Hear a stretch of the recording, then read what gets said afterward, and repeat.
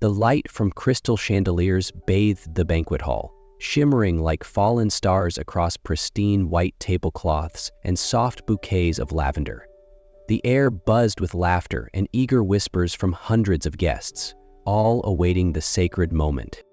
Amidst the dazzling scenery stood Emma Carlisle, a 27-year-old passionate young architect, motionless in her simple yet elegant silk wedding gown. She had never dreamt of a lavish wedding, but today, everything felt like it had stepped out of a fairy tale.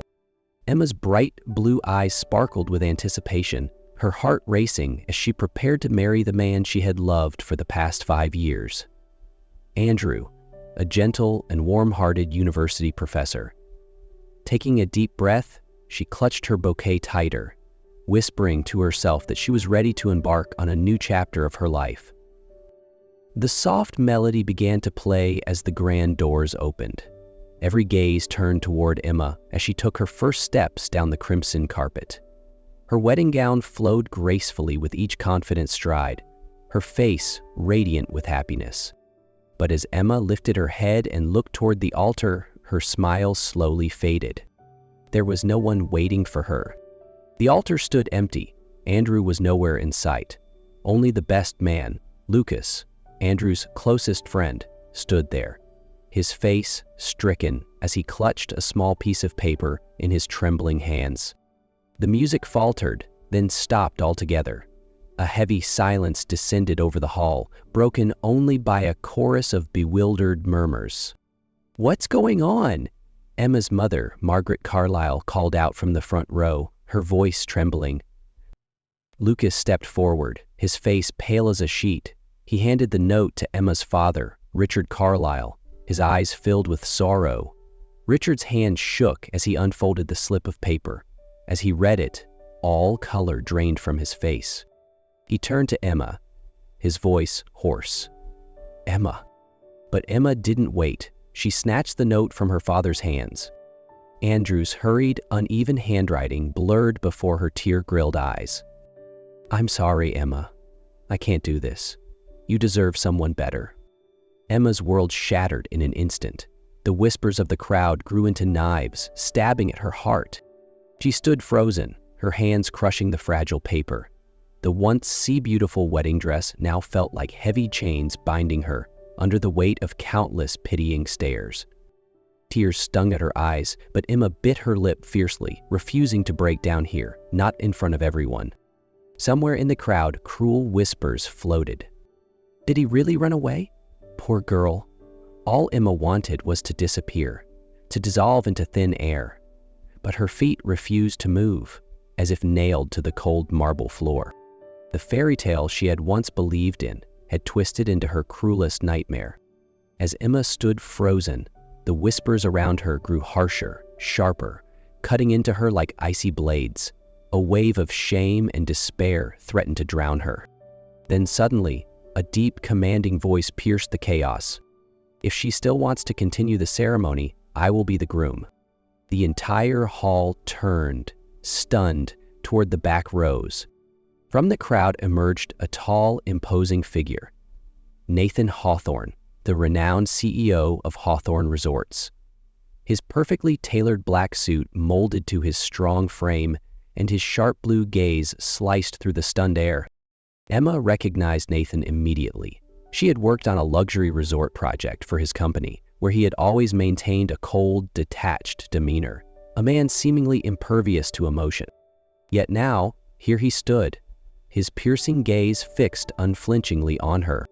"What did you say?" her father, Richard, asked, his voice edged with suspicion. Nathan didn't look away. His voice, deep and resolute, echoed through the silence. "I said if Miss Emma Carlisle wishes to complete the ceremony, I will stand beside her." The atmosphere froze. A few guests chuckled nervously, thinking it was a twisted joke, but Nathan's face remained impassive. He strode forward, each step radiating authority and confidence. When he stopped before Emma, he gave a slight bow and extended his hand. Waiting. Emma stared into the depths of his dark blue eyes. There was no pity there, only a strange, unwavering resolve. Her heart pounded wildly. This was madness, Reckless, but amidst the pain and humiliation, Nathan's offer felt like a lifeline. Emma tightened her grip around Andrew's cruel note, drawing strength from somewhere deep within her. She lifted her head, met Nathan's gaze, and said, her voice trembling but clear, "All right, let's have the wedding." The hall erupted into gasps and stunned murmurs, but Emma no longer cared. She placed her hand in Nathan's, stepping forward onto the aisle, ready to face the unimaginable. The wedding ended under a cloud of awkwardness and watchful eyes. As the last guests departed, Emma and Nathan left the hall hand in hand, though their hearts were weighed down by uncertainty. Nathan drove her to his estate, a sleek modern villa perched on the Miami waterfront where the city lights shimmered across the water's surface. The mansion was vast, with glass walls, black marble floors, and furnishings in stark steel and cold stone. Everything exuded perfection and a chilling emptiness. Leading her inside, Nathan's voice was calm and detached. "Your room is at the end of the hall. Private bath and closet. If you need anything, ask the housekeeper, Mrs. Helen." Emma nodded, her heart heavy. When Nathan turned away, the sound of his footsteps on the marble floor echoed like the ticking of a distant clock. She stood there, a stranger in a space too grand, realizing she had just become the wife of a man she hardly knew. The first days living with Nathan were a series of strained silences. Breakfasts were laid out, but he often left before sunrise. When they met at dinner, conversation was scarce and formal. "How's your work going?" Emma would talk about her architecture projects, but Nathan would merely nod without asking more. Though polite and never harsh, Nathan maintained an invisible wall between them, as if he had built a fortress around himself no one could penetrate. Emma tried to carve out a small corner for herself, turning part of the dining table into her makeshift office, burying herself in blueprints and sketches to fill the emptiness. Each night, as the city lights spilled in through the soaring windows, Emma felt like a lost soul adrift in a glittering, foreign world. Though they lived under the same roof, Emma and Nathan remained two separate worlds, distant, cold, and isolated.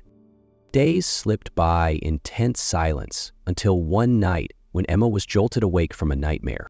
She dreamed she was once again standing at the empty altar, surrounded by cruel, mocking laughter. Her breathing was ragged, and tears streamed down her face. When she opened her eyes, she was startled to find a figure sitting in the chair beside her bed. In the dim light, she saw Nathan, wearing a white dress shirt, sleeves rolled up, silently watching over her. "You were screaming in your sleep," Nathan said. His voice calm as always, but his eyes revealed a rare flicker of concern. He placed a glass of water on the nightstand. "Drink. It'll help you settle down." Emma took the glass, her hands trembling.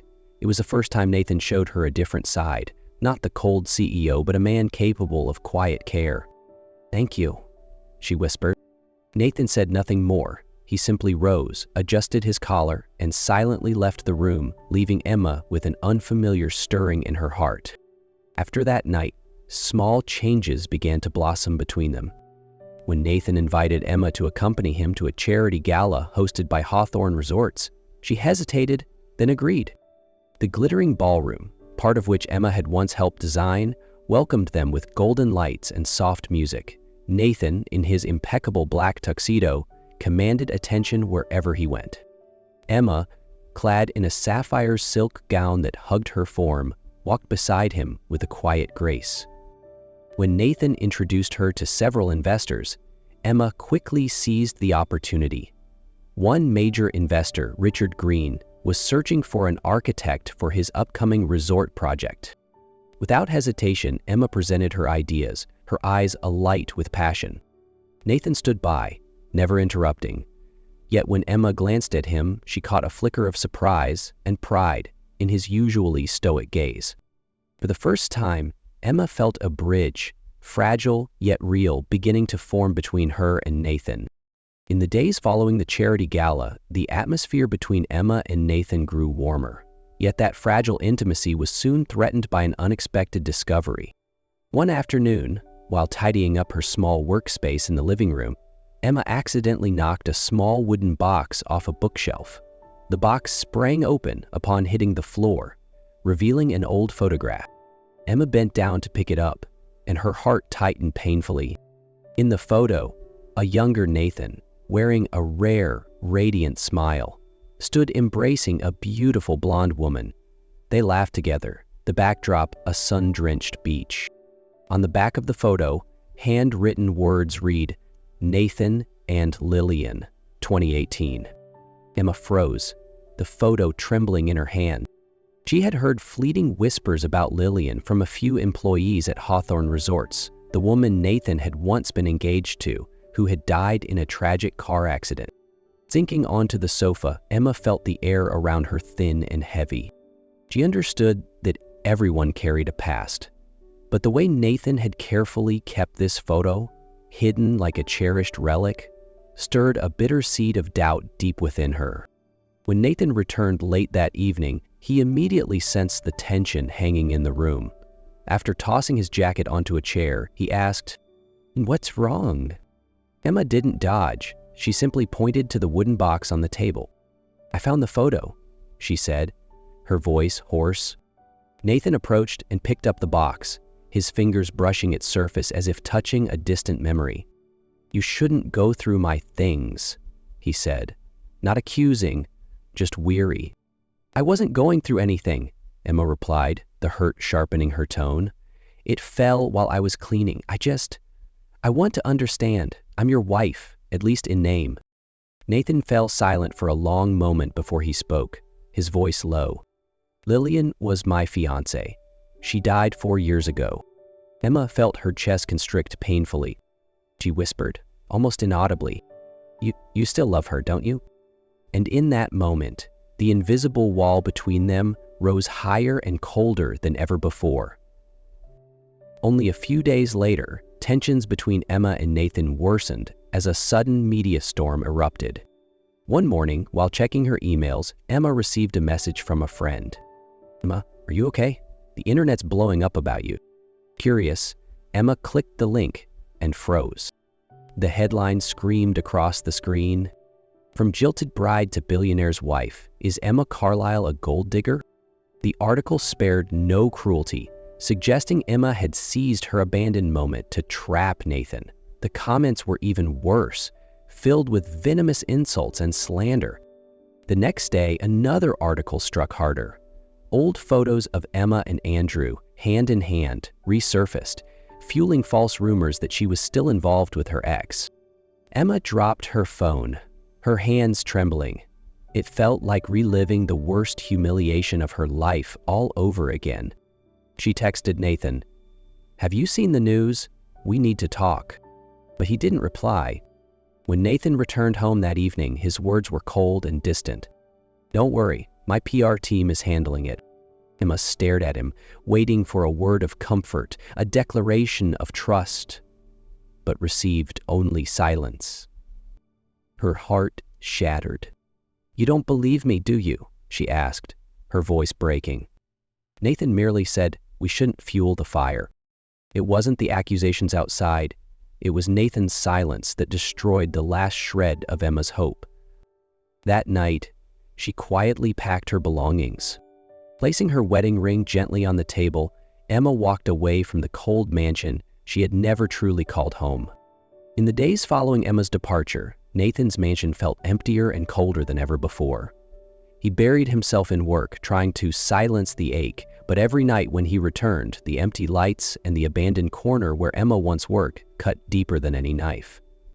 Then, one morning, Nathan received an investigation report from his PR team. The truth left him stunned. All the slander against Emma had been orchestrated by Lillian's mother, his late fiancé's mother. She had hired a media company to fabricate lies, desperate to protect her daughter's legacy and to prevent Nathan from ever loving anyone again. Rage and regret exploded within him. He realized he had let his past dictate his life, and in doing so had wounded the only woman brave enough to step into his lonely world. Unable to bear it any longer, Nathan drove straight to the old apartment complex where Emma had returned.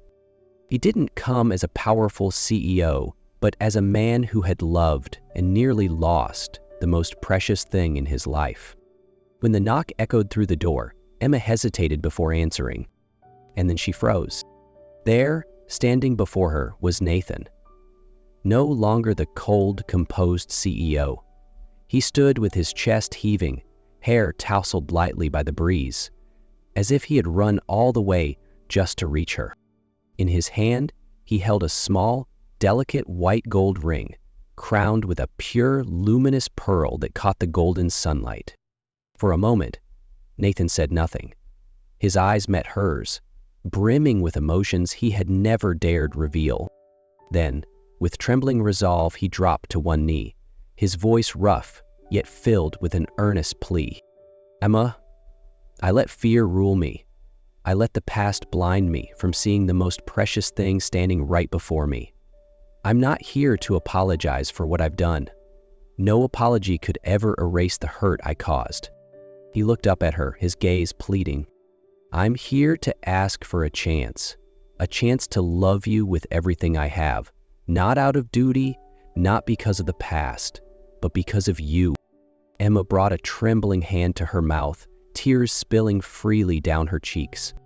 In that moment, every impenetrable wall Nathan had built crumbled, leaving only a heart laid bare, trembling with love. She stepped forward, her voice shaking. "I love you too, Nathan. I've always loved you." 1 month later, under a clear blue sky, Emma and Nathan held a small wedding ceremony. This time, truly for themselves. Not to escape the past, not out of obligation, but out of love. A seaside garden in Miami was adorned with soft lavender blooms and gentle golden lights. Only their closest family and friends gathered, every face shining with genuine smiles. Emma wore a simple white silk dress that flowed like the ocean breeze. Nathan, dressed in a light-colored suit, wore a rare, warm smile that lit up his face.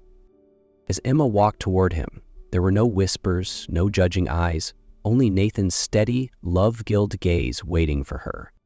Before those who loved them most, Nathan took Emma's hand, his voice trembling slightly.